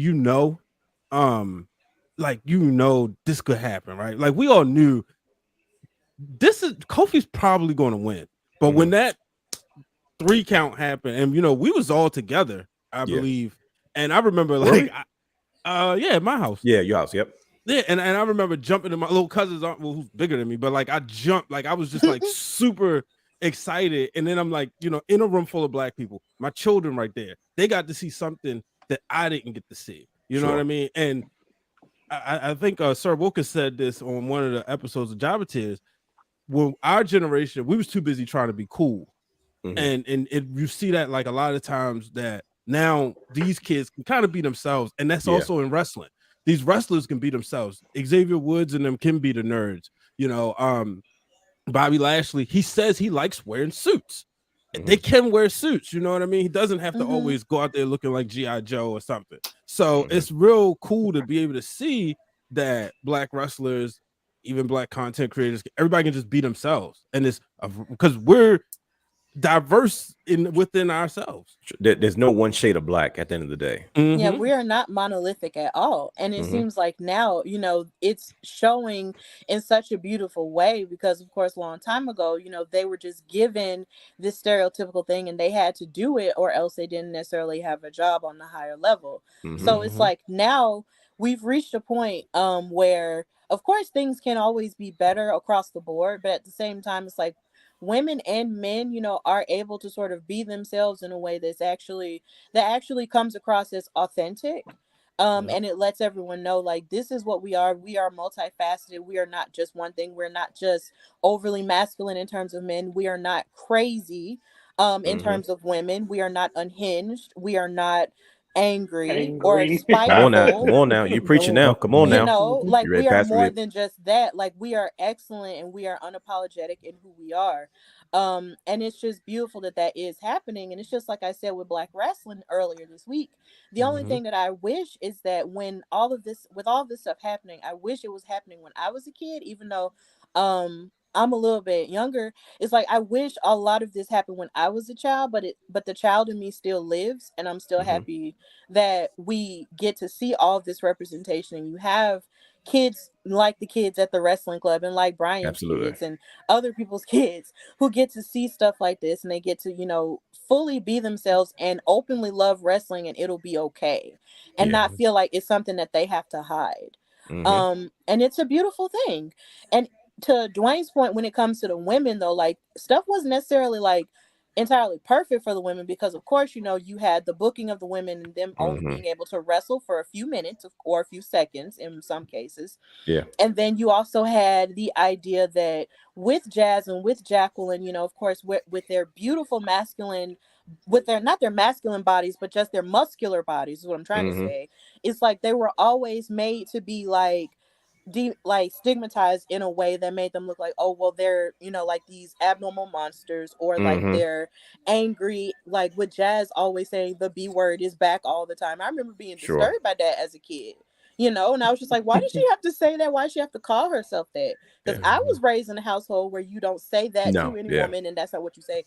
Of course, culturally stuff is different, now, but at the same time, that was just a little bit disturbing for me, but that didn't make her accomplishments any less relevant. Same with Awesome Kong as well. At all. Yeah, and Awesome Kong when she was Karma as well. Like she opened the door and did so much for Impact and the Knockouts at that time. Like I'll never forget one of the best moments I ever saw Awesome Kong have was when she announced her retirement with Gail Kim at Empower Weekend. When I saw that and witnessed her have that moment, and she was able to tell me everything that her and Gail Kim were able to do with the Knockouts division, like I just felt more and more respectful and reverent of her in that moment, in getting to interview her and even witnessing that, because there's just so much disrespect that happens when it comes to Black women. Absolutely. In terms of wrestling, because you mentioned Alicia Fox winning the Divas title. She was the only Black woman to win the Divas title, even with Naomi and Cameron there. Like Naomi never won the Divas title. She had to wait twice or close to 3 times as long in order to get a championship. And even when she won that championship, she had to wait before 2 other people had to win that championship before her, and they were there after her.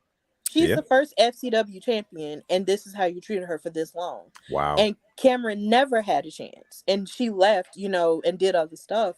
But at the same time, there was still so much treatment of Black women at that point that wasn't exactly the best Mhm. at all. And it's kind of hard to see because of course you're seeing the women there, but it was still sporadic and it was still systematically bad on a gender level and even on a race level, because you think of Trish, you think of Lita for the Attitude Era, but then on top of that, it's like you almost have to like make mention of Jacqueline and Jazz on purpose in order for them to get that recognition. This is no shade towards Trish and Lita because I love them, you know, Of and no course. shade towards Mickey because I love her too. Oh, yeah, I love But Mickey it's James.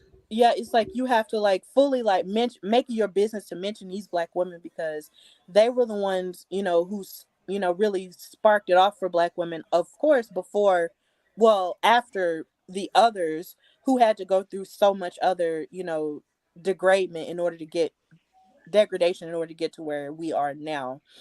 So Well yeah, said. it's a lot. Mhm. It's very layered stuff, but at least now we're in a place where women's wrestling is respected Facts.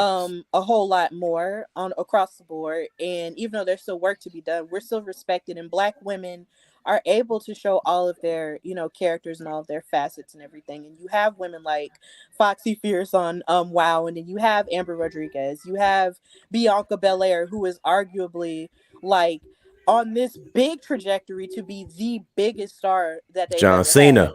Yeah, that's what Right. everybody keeps saying. And it's just like, I guess this leads to my next question. Do you guys believe that with the star power that Bianca Belair has had, you know, do y'all really believe that she can fully be that star, you know, and be the next John Cena?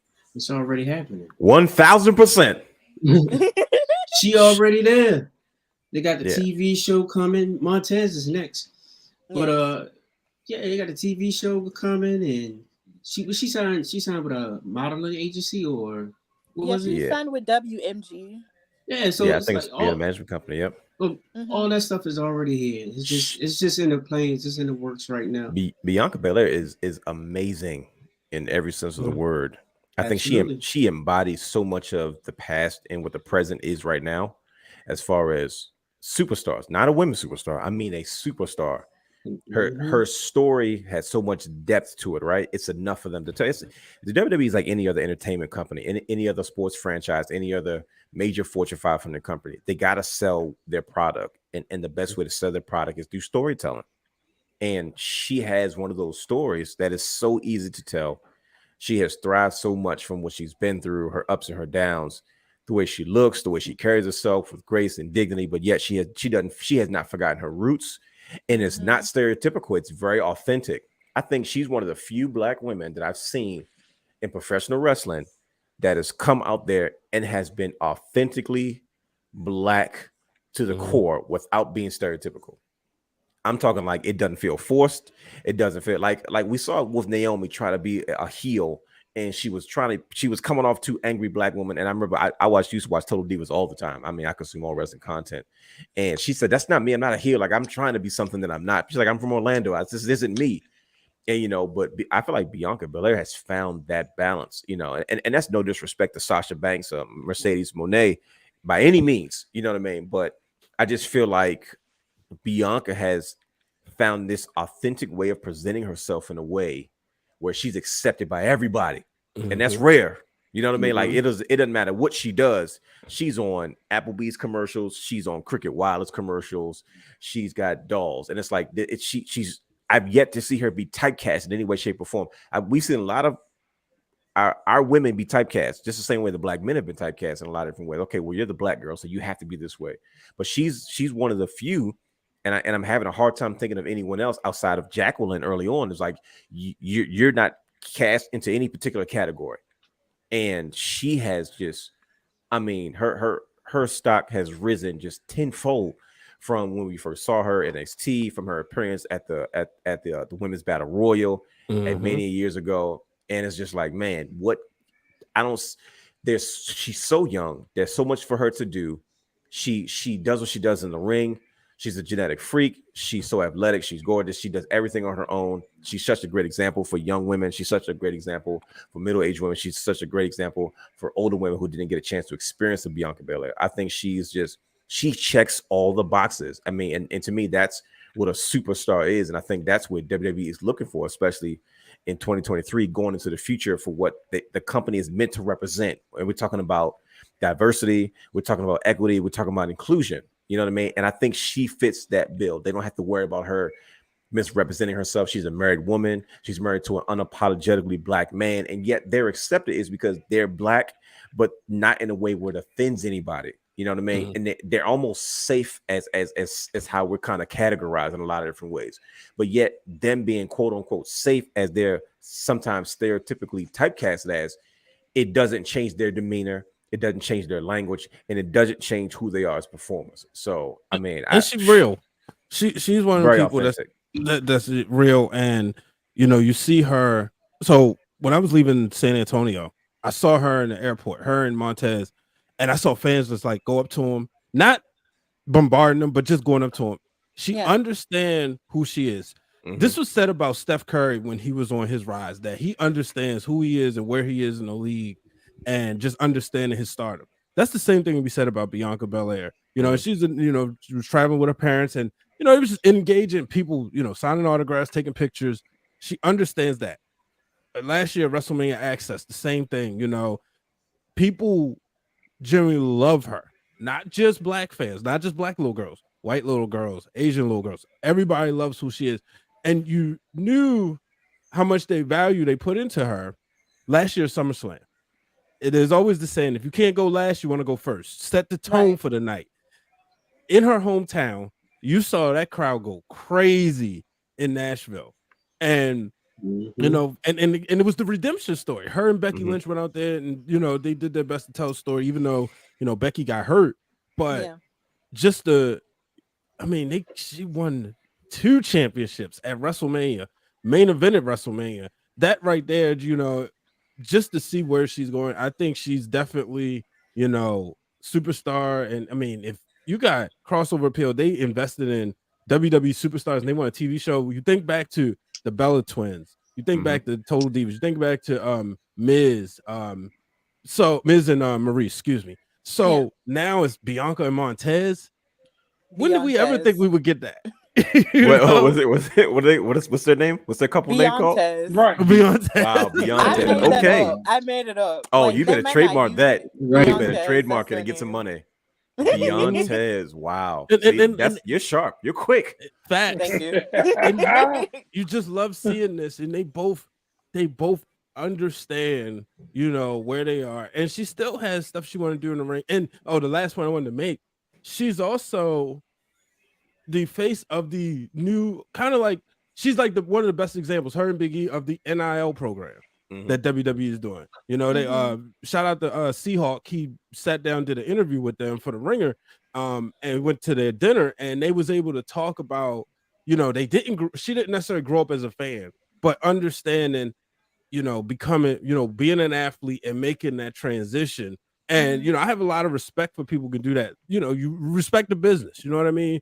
That was the issue with Goldberg back in the day, that people felt like he didn't respect the business. Well, unfortunately, he don't respect Rihanna, but he didn't want to respect the business. Let's not do that today. Why would you bring that up? Let's not do it today. But not today. And that was the issue with him. Terrible but idea. Exactly. But you saw like people like Big E and Bianca say, okay, all right, I'm gonna come in here, I'm gonna learn this craft, and you want to see them win it. So yeah, I think she will be, when it's all said and done, the greatest women's wrestler ever. Ooh, that's a big claim. It is.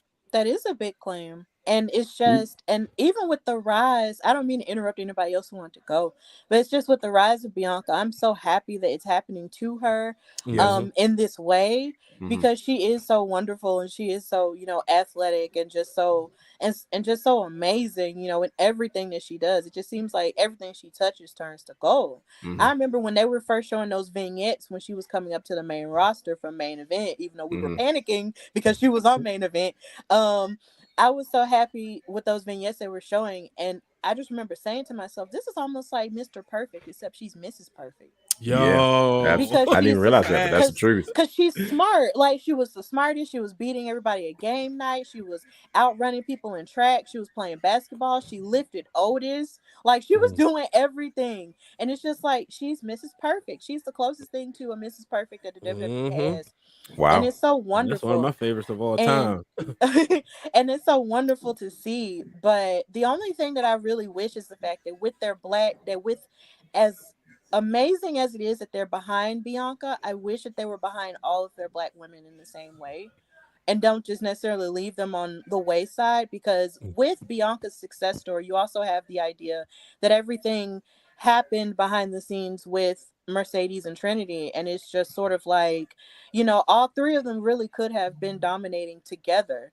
Like, I'll like with that picture that they took at WrestleMania last year with Trinity and Mercedes with the tag titles and Bianca with her Raw title. Like, that was a moment in time that we captured and we treasured, only for it to be, destroyed by whatever happened back then. Because of course we weren't back there. I don't know. I can't Right. speak to that experience with those women. So all I can say is, of course their feelings are valid, but at the same time, I really wish that there was a moment for all these black women to shine, instead of just sort of like a one at a time type of thing. Of course. Because because with Bianca there, you still have BFAB there, and of course we can argue about Hit Row and where they're at, because we're all wondering what's going on with that. Are they okay? Are they even okay? And then you also have Mia Yim, who is a wonderful talent. She was on who the I'm card Brandon booked, by the way. Oh, okay. Cool. Yeah. And it's just like you have Mia Yim, and it's just like you have these other black women, and then you have the black women in NXT who are coming up, who are like uber talented. Of course, you have Ava Raine, who is black Samoan and Hispanic, because she's the daughter of The Rock and Danny Garcia. So she like ticks all of those boxes, but she's a whole She different got character. charisma too. Woof. She does. She has. I mean, it. come on now. Why wouldn't she? but that's the Exactly, thing. but, I love that she's able to be herself. Not they didn't try to throw her in the bloodline. Like, she's totally something different, and I'm loving it. She's her own person. Right. Yeah, it's like they didn't make her like a Charlotte Flair. And I think that's a really good thing for her to do, to stand on her own 2 feet in that way. And then you also have your Jakara Jacksons, you have Kaden Carter, you have Kiana James, and you have Sol Ruka, who a few weeks ago people just found out were African American, and that really like blew our minds. But they're still amazing and athletic, because Kiana James impressed me at NXT Deadline, and with her being NXT champion with Fallon, like, that's a cool thing that's going on. And then you also have Lash Legend. You got all these women coming down the pike, and all I want is for black women as a whole to just all be successful at the same time, instead of there just being sort of like a one at a time type of deal. Because we can all eat, so yeah, that's just kind of how I feel. You know what? about I know a that. lot of people give her a lot of flack, but it's really cool to see what Jada's doing over in AEW as well. Yeah. Because she's another one who, come from, she was an athlete, and now to be able to make that transition into the business, so it's real cool to see what she's doing too. And she has mainstream appeal as well, because she was on Sherry, just like Bianca was. And it's just she has that appeal. She was on the Breakfast Club and all of that as TBS champion. But there's a whole nother situation with that a lot of people are questioning in terms of booking, but that doesn't necessarily have to do with her. Low by Wheezy. So it's just we want more for our women, and but at the same time, like Athena, you forgot Athena too.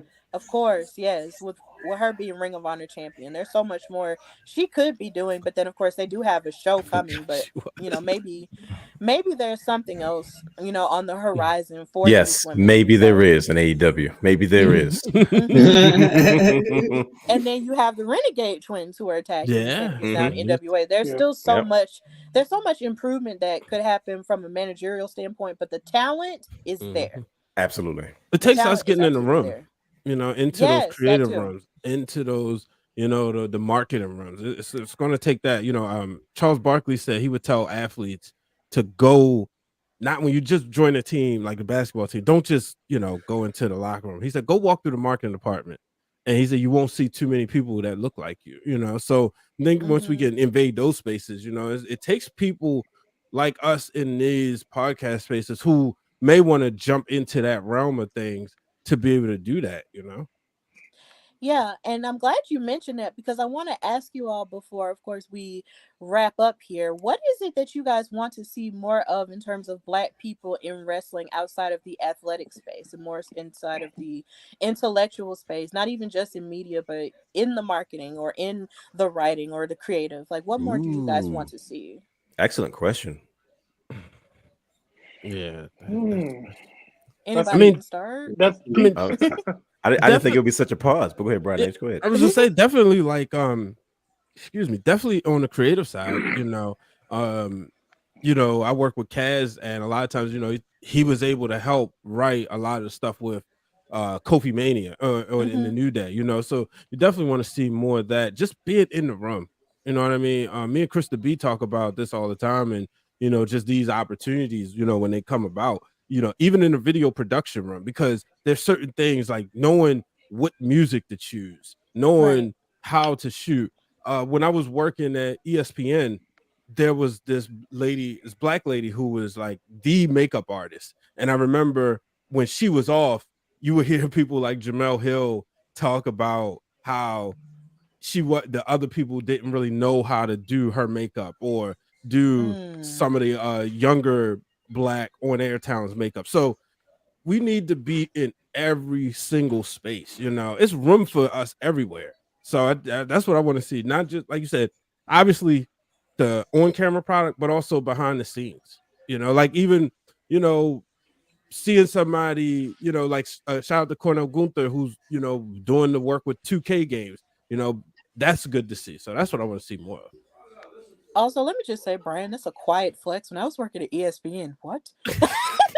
Quiet flex, my God. It was 2 years. Just subtly add that in. Right. Well, fun fact, I always tell people, and this one right here didn't believe me when I told him, but a lot of his being very particular about how we did things got me hired. When it wasn't my resume of having interned at the Baltimore Sun or the Better Business Bureau, it was really the Wrestling Wrealm, because they saw that, oh, okay, well, you've put forth the effort to create your own show, and you're doing video production, you know how to edit. So it was the Wrestling Wrealm that really helped me get the job. And so I had to tell him that. He was like, no, you lied. I said, bro, I'm serious. You really helped me get here. Yes. Give credit where credit is due. Dwayne always so daggone humble. Trust me. I'm see, like when I was at ESPN, we had the previous logo, and he said, okay, we was trying to figure out, like, during that time, like, of basically like staying relevant, because we couldn't podcast the way we was doing it, and he had like rebranded to this logo, created a bunch of t-shirts. Shout out to the WrestlingWrealm.com. Like, there's so many different, just casually, right? Designs. Like that didn't happen. That was smooth. That was smooth. He was waiting for this moment. He was. That was smooth. He's like, that is. I'm jealous. Like, why didn't we catch the wave? That was smooth, brother Hugh.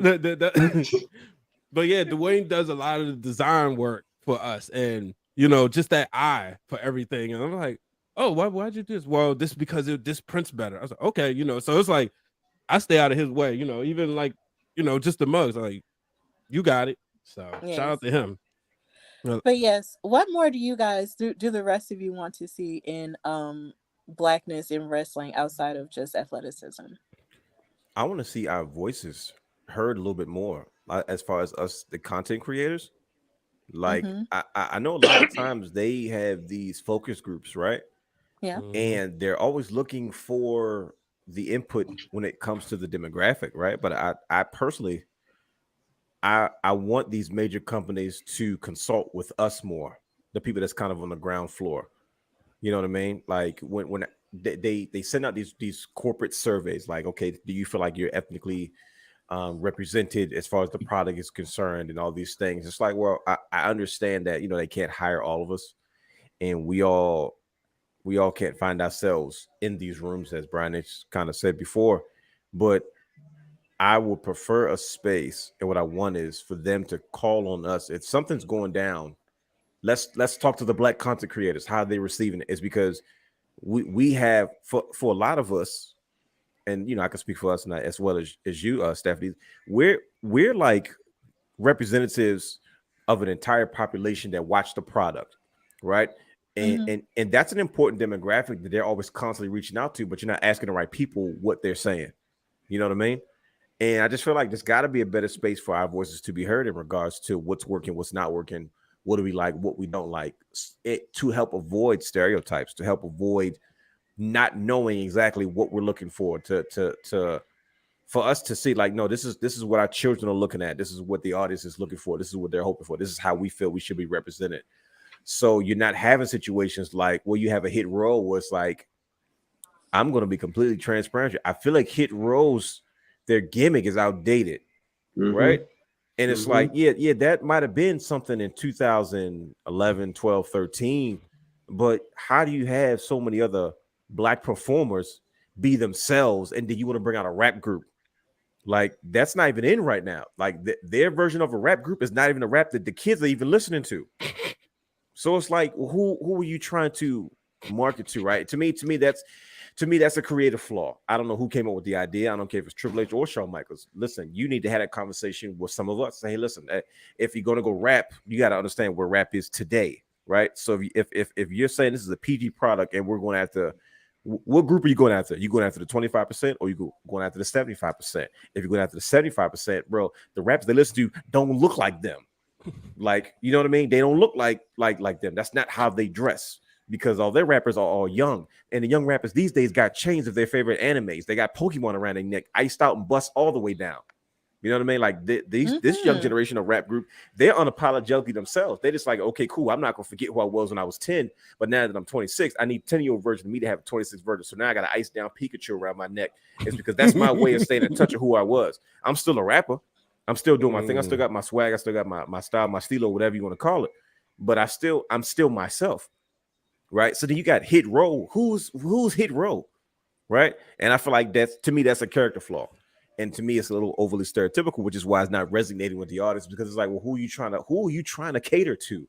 But I feel like that's a miscue, because I don't think you spoke to the right people. You know what I mean? If that's who you are, for instance, you have Max Caster, part of the Acclaimed, right? He's naturally a rapper, but he doesn't have a rap gimmick. That's who he is. So when he comes out a part of the Acclaim and he freestyles, that's what he does, because when he's not wrestling, that man is freestyling outside of wrestling. That man is in concert. That man is performing. You know what I mean? So there's a natural, authentic twist to it without it being stereotypical. You know what I mean? That's true. Yeah, look at Top Dollar. Top Dollar does the same thing. Top Dollar is an amazing artist. If you actually hear his stuff, but like, it's who I don't Top know Dollar what's is going on with him. Who Top Dollar as an artist is not who you see on TV. Exactly. I don't know what that is. You don't get AJ Francis. That's the thing. You're getting Top Dollar. You don't get AJ Francis. And that's the whole point, though. But I like AJ Francis. I've seen him. I think he's a tremendous talent. But it's like him coming out as Top Dollar. What are you trying to do? You know what I mean? And we had the same problem with the New Day, right? Let's make them overly positive preachers, right? But New Day got hot when they turned heels, because people were so they finally let them be heels, and it's like that seems so far away now based off how much money they made, right? It's like, man, I don't even remember when they were heels, but that's when people started liking when they turned the bad guys, and all of a sudden they just became eternal good guys, and that was it, right? Why repeat those same mistakes if you're not going to give the people, the content creators, those who know what's going on, those who have their ears to the streets, a voice or a platform for us to like have a symposium? Let's listen. We're gonna invite all the top Black content creators, and we're gonna get all their opinions. You don't have to take them, but at least somebody's gonna spark the idea, and somebody's gonna spark the mind that's gonna change the world, so that you can go forward as a company, not in stereotypes and having to lose talent, because now you have 3 Black superstars who have to take a back seat now because nobody knows what the heck to do with them. Right. And I think because that's a miscue. So not to be long-winded as I usually am, but that's one of the things that I would like to see change as far as the industry is concerned, is them actually listening to those who are engaged. And that 25% are us. the ones who take the product seriously, the ones who know what it is, the ones who've seen what it looked like before, and also who enjoy what they're seeing now. So there's that balance. This is millennial Gen Z group that's like, no, we've kind of got our pulse on what it was and what it can be and what it is now. So I feel like we need those spaces where we can kind of, you know, help them engage along in their diversity and equity and inclusive campaigns that they do when they, you know, kind of promoting our Black superstars, as well as you gave a complete diatribe about what it means for Black women to be included in the product in a way that they're not being included right now. Why are you not in the room to have that? Everything you said was intelligent. Everything you said was very specific, and it was very true. Why are you not in the room? Someone is not taking notes on what you just had to say, because everything you said was completely true. And guess what? At the end of the day, if they learn to do that, imagine how much money they're going to make as a corporation. Come on now. Like, I'm not here to play any games. Like, there's no reason why in the world you're not sitting in a room and they say, no, what you're saying is absolutely true. We need to take notes on this. Whether they do it or not, that's the spaces that I feel like we need to be in, so that we can have these conversations, so that we can change creative, so that we can change the idea of management of our people, so that even if we're not in place, they know what's acceptable, what's not acceptable, what they should do, what they shouldn't do, what we'll accept, what we won't accept. And you don't have a group like Hit Row, 3 talented performers trying to figure out what they're going to be now because they were given something and now it's not working, and now you have to sit there and wait now because of something that was given to you, which I don't think is personally fair. But, you know, that's the business. So that's what I would like to see different. I mean, Black culture is like running America right now. Right. So who do you think? So who should you be talking to, Brother Hugh? The Black people. Okay, there it is. That's for sure. Black culture is pop culture. Like, I'm all blacked out today in solidarity because I knew this is Black History Month. You see what I'm saying? Like, Black is beautiful. That's why we're here. Yes. Yeah. What about you, Brandon? Well, that was now follow that. Hey, like, there's nothing else to say. Like, in HBK form. So the only thing I would say is that I want to see more, like Brother Dwayne said, in the creative, because everything doesn't have to be stereotypical, because I see that. I get it. Give me to the point where the creative team understands, strip everything away. What do we have here? Is it a good wrestler or is it a Black wrestler? Is it a good storyline or is it a Black storyline? Everything don't have to be, oh, we want to push Apollo Crews, make him Nigerian, give him an accent. Come on, man. Why? He did okay as United States champion when there was no fans, but we didn't even want to say, nope, we want to push him again, but we got to give him this. You didn't give it to the last United States champion, so why are you pushing this gimmick down my throat with this person? Why must it be a gimmick or an attachment? Just let the character be, because we've seen when let's look at, and this might be controversial because I'm not for sure. Let's look at Ricochet. He doesn't know what to say out his mouth at times in social media, but in the ring, you can't deny what he does. And could you put a division, and I'm not saying the company, but could you put a vision on his back and let him be the person kids could look up to? Because for a little bit, he was showing, oh, look at me, I'm the superhero. I look like Nightwing. I look like Robin. I look like this, something that can connect. And then it was like, nope, strip it away. You're Ricochet. We're going to feed you to Brock Lesnar next week. Okay, we get pushy. Hey, be happy now. Go sit down in the back. Hold this title for a minute. AJ takes the title from him. All right, hold this again. Put these J's on this week, but then take them off. You don't think people don't pay attention to these little things? But let Roman Reigns come out there with exclusives. It's okay, because that's his gimmick.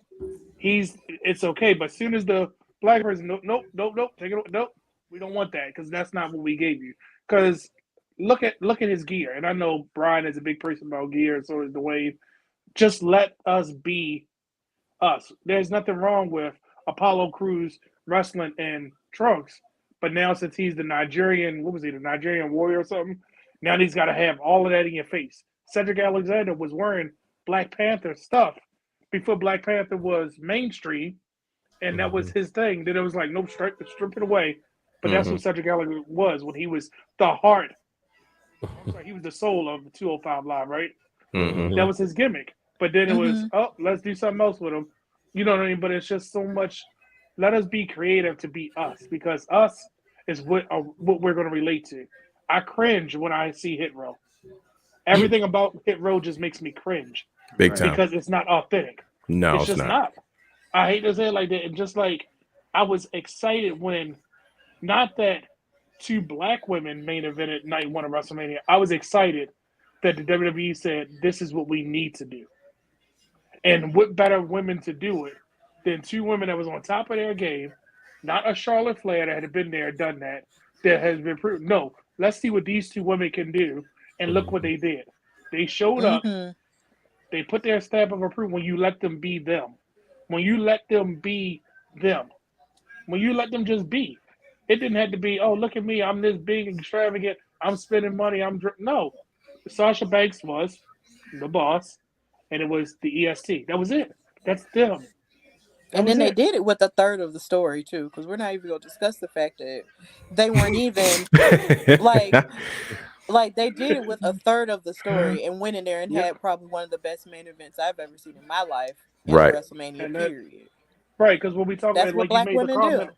There you go. You made the comment about Trish Stratus. Everybody saw Trish and Lita, but we forget Jazz was just there. As much as we say The Rock, Stone Cold, Triple H, you got to say Trish, Lita, and Jazz. Absolutely. Trish, Lita, Mickey James, Trish, Lita, Jazz, Victoria. You got to add these people because they were, and I'm gonna say to these people because they're pivotal to the story, but we seem to forget that because creative won't allow us. Like, why is it true. that we're not given the accolades of why is it not Big E as a former NXT and WWE champion? Right. Give him that accolade because he was the one to dethrone the chosen one. Yep. But we seem to forget that, and he was just a powerlifting gimmick. But when he was able to be Big E in the New Day, everybody loves it. Yep. Because we're seeing the authentic Big E right now. Exactly. But I just want the creative to understand we are marketable as us. We are the ones that can put the company or division on our back and watch what we do. Because truth be told, look what Ricochet did at NXT. He put different. He didn't put extra eyes. He just put different eyes on the product. As much as I hate it, look at Shane Strickland and Keith Lee. Yeah, that's true. You know what I'm saying? So when you allow them to do it, just let them do it. Like just let the creative show, because we some creative people if you let us be us. You preaching right now, brother. We get to the point you're like, wait a minute, oh wait a minute, what just happened? Oh, okay. Oh, just let them be themselves. It's working. Yeah. Oh, yeah. Wait a minute, just put a microphone in their hand or just ring the bell. Oh, that's all we gotta do. Okay, go ahead. Got it. Excellent points. Absolutely. You should have had an organ playing in the background. I'm telling you, bro. I'm ready to pass the collection plate. Right. I'm looking the around. doors of the church are open. We just got to be us. And I hate to say it, it's when you after Street Profits gimmicks are going to be, because I hated that red Solo Cup because I'm like, is that an in the window to something else? Why are you know? And it's like, why can't they just be the jersey guys that like jerseys? That's always going to appeal. Sure. To wherever they're at. There's nothing wrong with that. A lot of people do like jerseys. Let them, whatever their gimmick is going to be. Why did it have to be? Oh, we're just to get hype, man. We the NXT champions. Look at us. We're the flavor of the week. Oh, look, now we're the Raw champions. Oh, we're the SmackDown.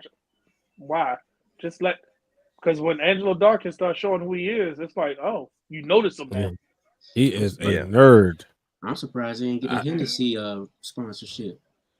And on top of that, he's so athletic too, and he's having a moment, and then so is Montez, and it's just like they really are Triple Crown champions at this point, and they've even won, I believe, the Progress championships at one point.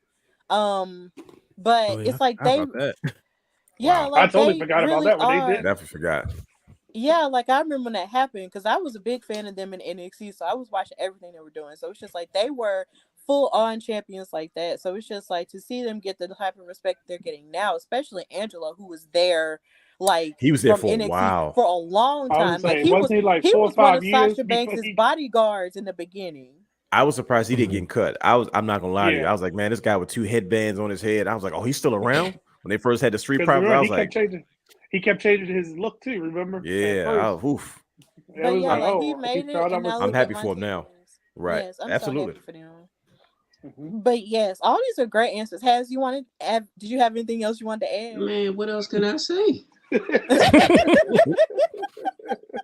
I mean, I just want to be fair. You I know, ain't trying you to ever? repeat everything else. I mean, Dwayne went in, and then brother, Brandon over there wiping the sweat off his forehead and preaching to the choir. You know, Well, all right then. Okay, but I just want to. Well, it's just like I've said ad nauseum on this show what I want. I want more women in the room, more women on the pre-shows. Actually talking about the action just as well as the men do, and I also want women on Ooh. commentary, and We women, need a of woman course, on more commentary. women writing and all Mhm. of the things. So I just want more of that and less of us, we can do backstage stuff, that's fine, and that takes a level of intelligence to be able to do. But there's more to us than just that. And I just want more of that. So Well, yeah. they waiting on you. I was about to say we Oh need you on Yeah, Lord. we need. commentary. That's why I said we Exactly. need more women on commentary. They Miss waiting I'm Stephanie just on Hardy waiting for you. you. on It, commentary. it's a We chair need you on over there. commentary. It's a Hey, chair they right got. next to Michael Cole, waiting for Yep. you. Waiting for you Oh with Lord. your name on it. Name it and Straight claim up. it. It's Look, yours. We need you. from all of your lips to God's ears. Thank you guys so much for coming on the Hardy Wrestling Podcast and doing this collaboration with me. It's been such a fun time, and hopefully, of course, if you guys ever want to come back, y'all are welcome to join me at any point. So at this point, just tell everybody where they can find and follow you and what you guys got going on. I'm just glad we got invited back because we